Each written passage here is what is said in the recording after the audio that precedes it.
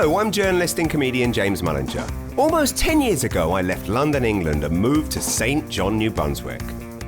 Since then, my stand-up career has taken me to just about every town and city in Atlantic Canada, which, let's face it, has provided plenty of material. But I've also come to realise that this place is special and, crucially, underappreciated. So my wife Pam and I started a magazine, the Maritime Edit, to celebrate the natural beauty of the region and the incredible spirit of the people here. Here on the Maritime Edit's Atlantic edition, I've had the pleasure of meeting some of Atlantic Canada's most interesting and dynamic people and learned what drives and inspires them, and heard what they love about this place that we're all so proud to call home. Now I'm utterly delighted to be back on the road for a third and final tour of inspiring conversations with a whole new crop of fascinating Atlantic Canadians. Today I'm heading to Halifax, Nova Scotia to meet up with Alex MacLean, the founder and CEO of the iconic Atlantic Canadian brand East Coast Lifestyle. Founded in 2013 as a university entrepreneurship project with a goal to sell 30 hoodies, East Coast Lifestyle has grown consistently and rapidly in the 10 years since. What started with a few hoodies has now become one of the most recognizable lifestyle brands in the country, now including a full apparel line, hockey and fitness gear, alcoholic beverages, and even potato chips. As the CEO from day one, Alex and the company have fostered a loyal following at home, across the country and around the world, including celebrity fans such as Sidney, Crosby and Ed Sheeran. Through hard work and marketing savvy, Alex has led East Coast Lifestyle to new heights year after year, and last year he was awarded an EY Entrepreneur of the Year award, and recently Nova Scotia Premier Tim Houston presented him with a prestigious Queen's Jubilee Medal. It's been an amazing 10-year run for the man and the brand, and I can't wait to hear his thoughts and perspectives on all they've accomplished and all that's to come.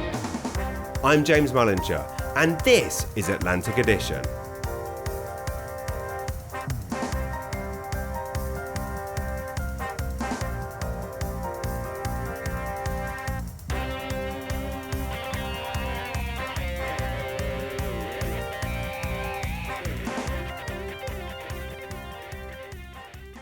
Alex MacLean founded East Coast Lifestyle the year before I moved to the Maritimes, and I've been following and applauding his growth and success ever since. After famously starting the company for an entrepreneurship program at Acadia University, over the past decade Alex has become one of the most well-known and acclaimed entrepreneurs in Atlantic Canadian history. Now celebrating the 10-year anniversary of East Coast Lifestyle, I can't wait to sit down with Alex and learn about his personal highlights from the first decade, his advice for other entrepreneurs, and to learn all about the new East Coast Lifestyle HQ here in Halifax. Here we go.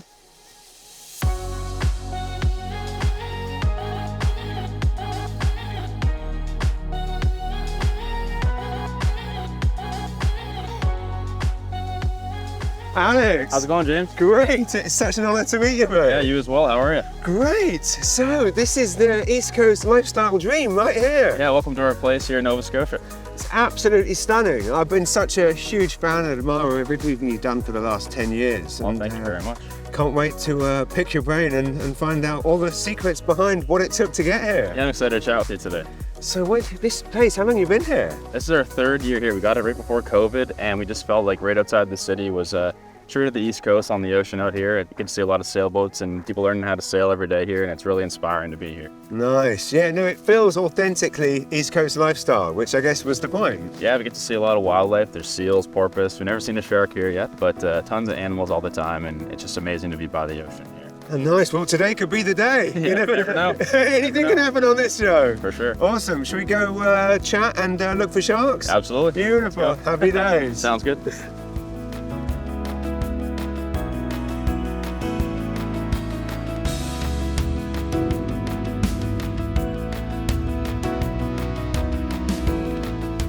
Look at this. Here we go. Here we go. The dream is being lived. Welcome to Nova Scotia. Thank you very much, brother. I'm feeling it. Awesome. I'm feeling the East Coast Lifestyle. So this truly feels like the perfect place to do this. Yeah, it's a nice spot, eh?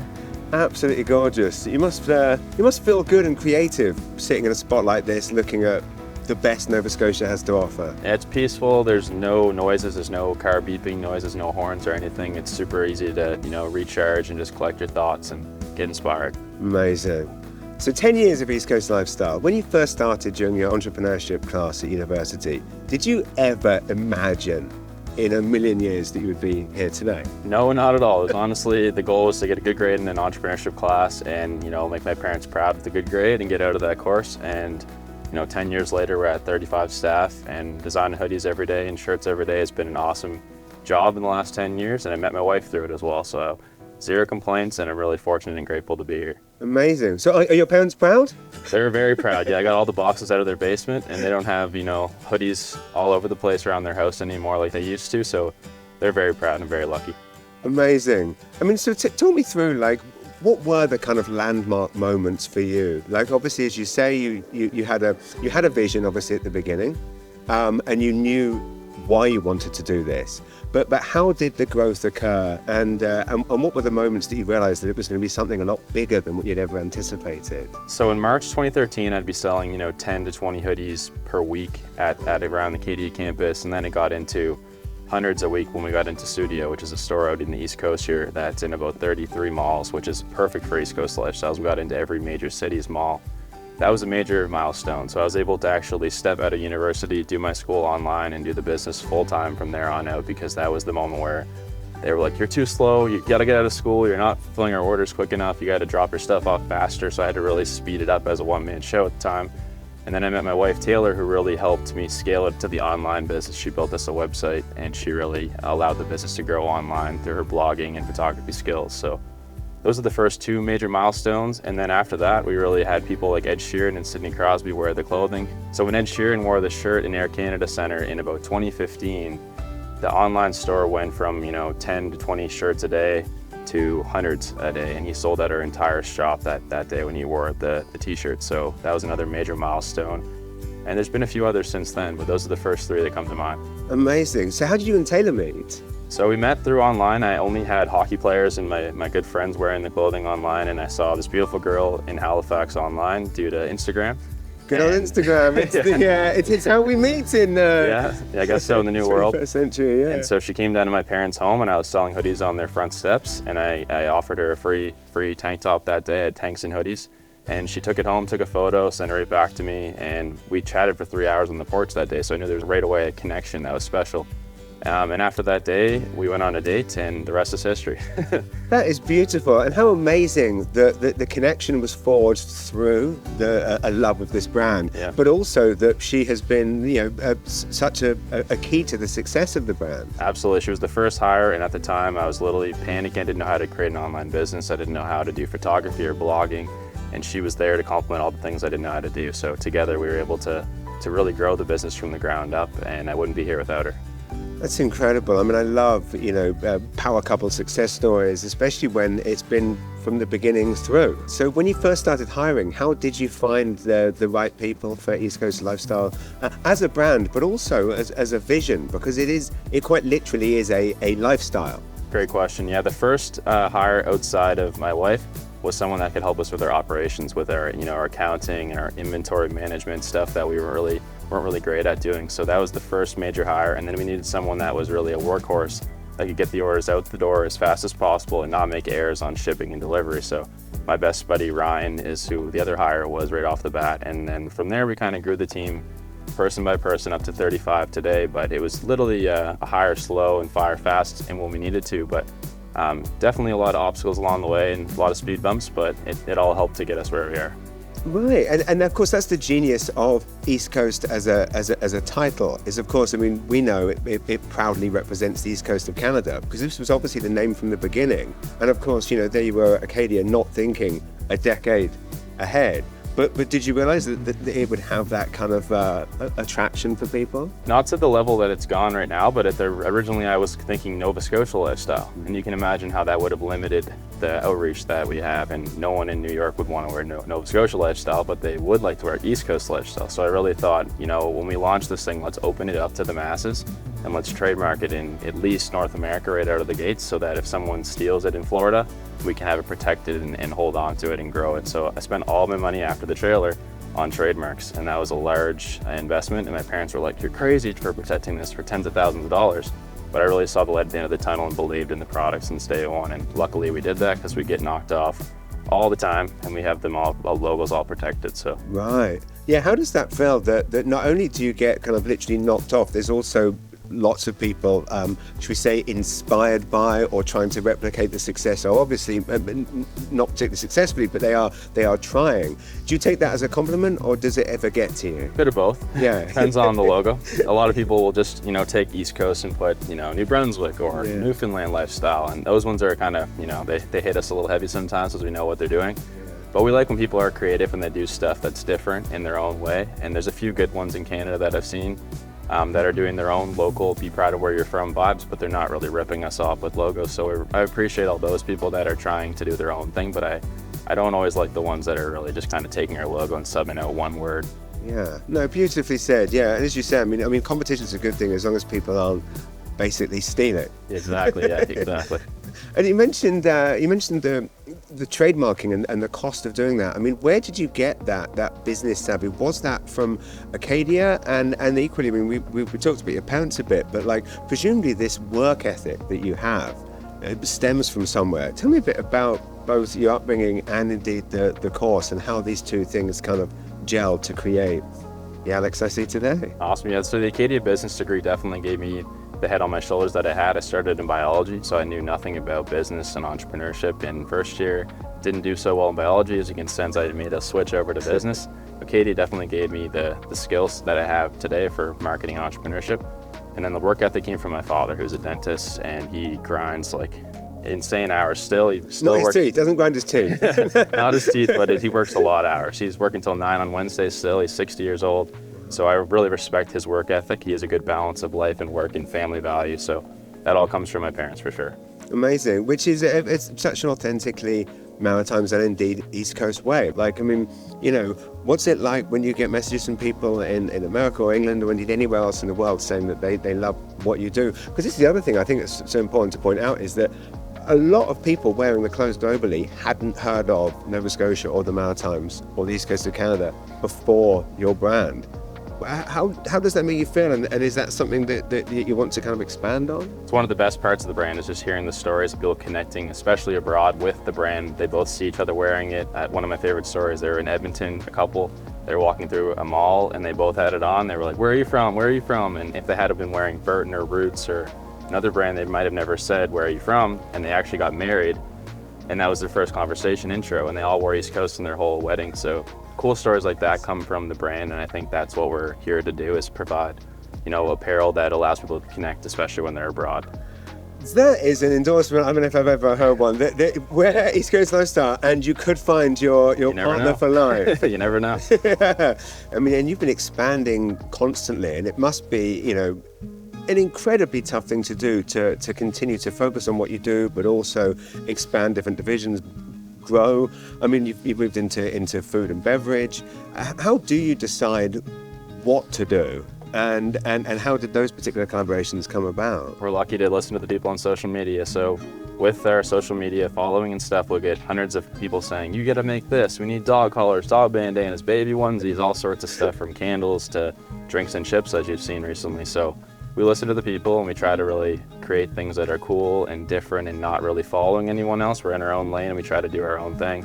Fascinating. I mean, it's masterfully done. I mean, what are the mistakes that you've made? Like, are there, I mean, I'm assuming there are. Tons. Yeah. You got to always learn from those, for sure. And I think that's a major part of entrepreneurship, is if you make a mistake, don't do it twice, but allow yourself to learn from it and get better from it. And 9 years in right now, we're about to pull up on our 10th year anniversary in a few months here. And I think all these trial and errors and mistakes have allowed us to get where we are today. And they do come with, financial loss sometimes, or mental loss sometimes if you're defeating yourself on a mistake, but you just have to get up the next morning and rise with the sun and get better. Right. Yeah.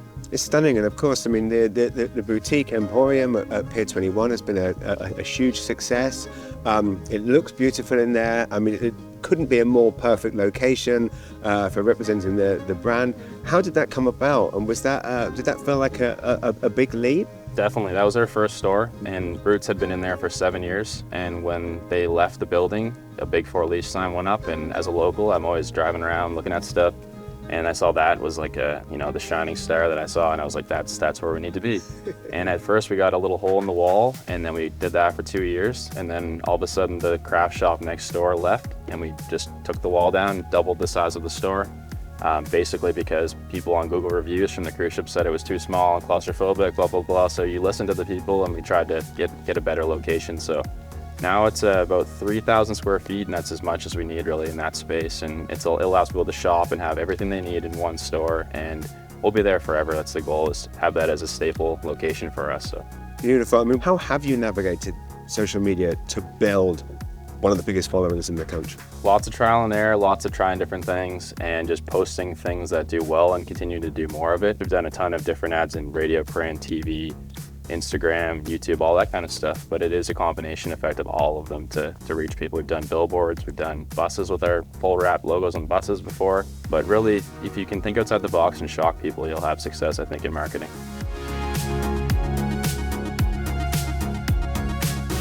So what are the main lessons that you feel like you've learned in the last 10 years? Lots of lessons for sure. When we left Shopify in 2016, we thought it was a great idea to work with a marketing agency to build our own website.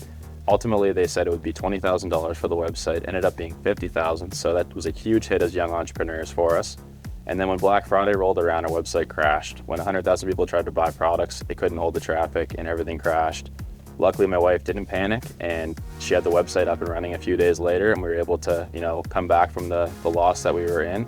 That would have probably crumbled the business in 2016. And we're back on Shopify again in 2023, and they're a great platform. We're really glad to be on there. And after 10 years, I mean, it feels like now that it is the biggest thing of all, the HQ that you're building in Bayers Lake. I mean, tell me how that came about, and indeed, it must have been a huge, not only is it a huge undertaking, a huge decision. Huge for us, yeah. Really now we're hoping to scale and grow. But it's been a huge thing for us to go through. It's been about a year of financing and land development, and we've just broken ground recently.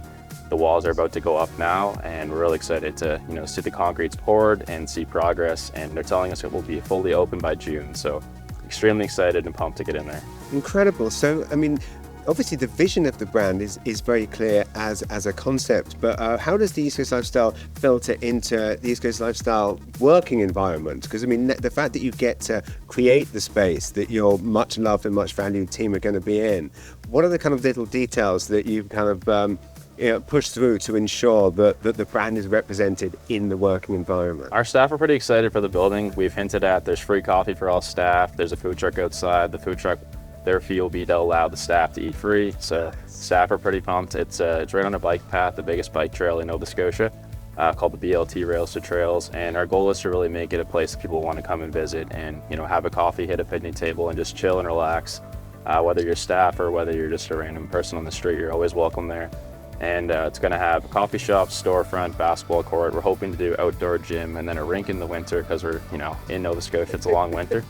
Amazing. So basically it's going to be a tourist destination as well as a working space, a warehouse and everything else. Yeah, that's the goal. And as you know, the weather in Nova Scotia is always changing. And so people will come here with just t-shirts and shorts and they're like, man, I should have brought a hoodie, mittens, a toque, and a jacket. And that's why we make all those things is because sometimes people forget that stuff too. Nice. Well, now you mention it, I'm feeling quite chilly now. I'll have to get you a toque. Look at that.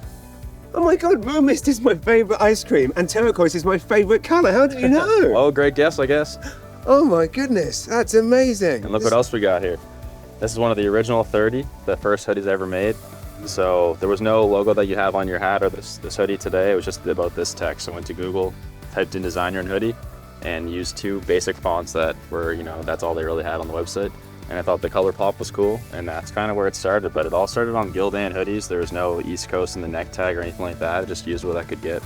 And this is a reproduction? No, this is original. Oh, this is one of the original? Yeah, this is the original. How did you get back one of the original 30? I only have 3 left, actually. So I sold the 27, and I kept 3, and I would wear them to school every day. This was the one that my wife was wearing. I mean, that is testament to the quality that you had. Have you ever done like a limited edition, like reproduction of the original logo? It's funny you say that. We've had a lot of people that wanted us to come back for the 10-year anniversary, so stay tuned for that for sure. Amazing. And when did the logo transition from, like, when did you design this, and how did the kind of shift happen? So this would have been March 2013, and in May 2013, I was on a plane ride home from Florida visiting my grandparents with my mom and dad. My mom was in my ear talking about school and stuff, so put my headphones in and drew this logo on the plane ride home. And that's actually in a museum today at the Natural Museum of History in Halifax. So it's pretty cool to see it in the glass there, the original drawing. It's this little pen and paper, and they put a hat in there as well to show how the logo kind of went from a really bad pencil and paper drawing. I'm not a great artist at all. So I think we need to go and put this in a museum now. That'd be pretty cool. I'd love to see it there one day for sure.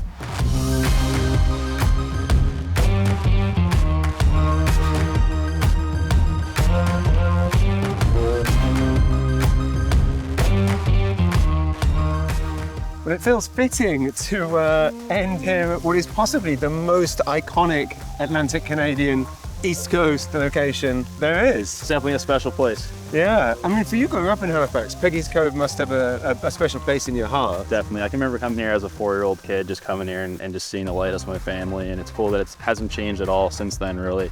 It's still a beautiful place, not fenced off, and it's just an amazing place to take in the scenery. Yeah, I mean, people travel from all over the world to come to Peggy's Cove. I mean, on my first visit to Canada 22 years ago, I came here within like 20 minutes of landing. I mean, do you still feel inspired when you come here? Every time, yeah. We have a lot of designs with lighthouses in them, and it all started from this, iconic lighthouse that's right here today. I don't think there's more of an iconic lighthouse than Peggy's Cove in Canada. I know you love to adventure around the region, but also the world. I mean, what are some of the best and most exciting adventures you've had? Oh, we've been on a lot of them, but honestly, some of the best times we've had have been in Atlantic Canada. Like, we get up to Cape Breton, there's so many nice beaches up there, and places around even the Inverness area where Cabot Cliffs, Cabot Links are, or you can go all the way down to Yarmouth in the South Shore and have the best seafood you'll ever have in your life by some of the nicest people as well.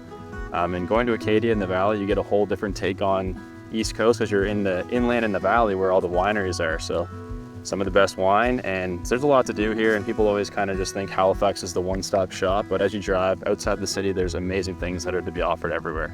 And we've talked a lot about, obviously, the brand over the last 10 years, and we've obviously looked forward. But where do you see yourself personally in 10 years? Because even though you are kind of, of course, intrinsically linked to East Coast Lifestyle, you're the face of the brand, you're the creator, you're the founder.